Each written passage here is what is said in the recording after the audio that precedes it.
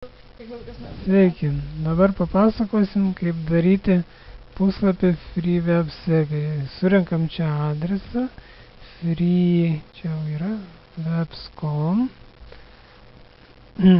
Atsidarom puslapis ir kairėje matome užsiregistravimo tokią lentelę, spaudžiam sign up. O free account, reiškia nemokama bus puslapis. Sugalvojam kažkokį tai vartotojo vardą, kurisai bus ir adreso dalim. Pavyzdžiui, pumpukas, slaptažodis, kokį nors, parašykim testas ir kažkoks skaičius. Čia įvedam tą patį slaptažodį. Sekančiam langelį reikia įrašyti savo elektroninio pašto adresą. Galite rašyti tikrą arba netikrą, bet jums to adreso prireiks, jeigu norėsit gauti žmonių atsiliepimus iš puslapio, ir tam jis turi būti veikiantis adresas. Pavyzdžiui, gmail.com, čia įvedu bet kokią adresą, jūs įveskit savo. Toliau apklausa, kaip jūs mus suradot. Parašysiu, kad draugai pasakė. Toliau parašyta, kad reikia pažymėti, jog tikrai perskaičiu, supratau naudojimus sąlygas. Rekomenduoju paspausti čia ir paskaityti. Spaudžiam kitas žingsnis.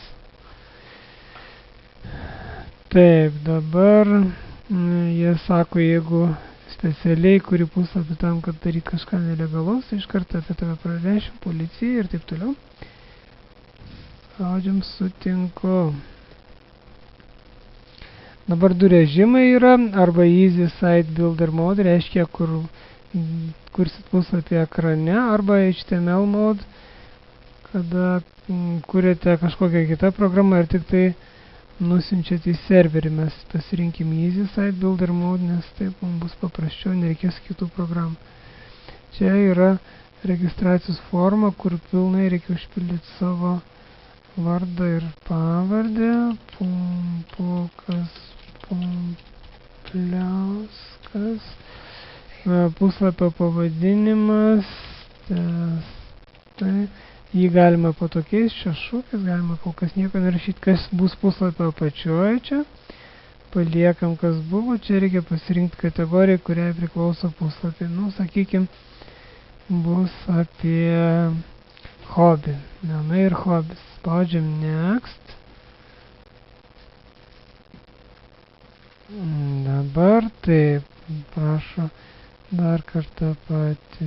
Ne, čia yra reklama, klausia, ar nori kažką tai gauti informacijos, žodžiu, spamo, nori ir nenori. Spaudžiam no, thanks, nenorim jokių reklamų iš jų.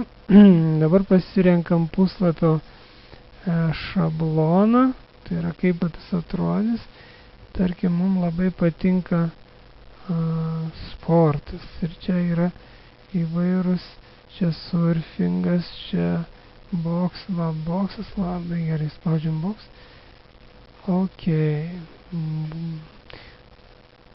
šablonas bus apie boksą.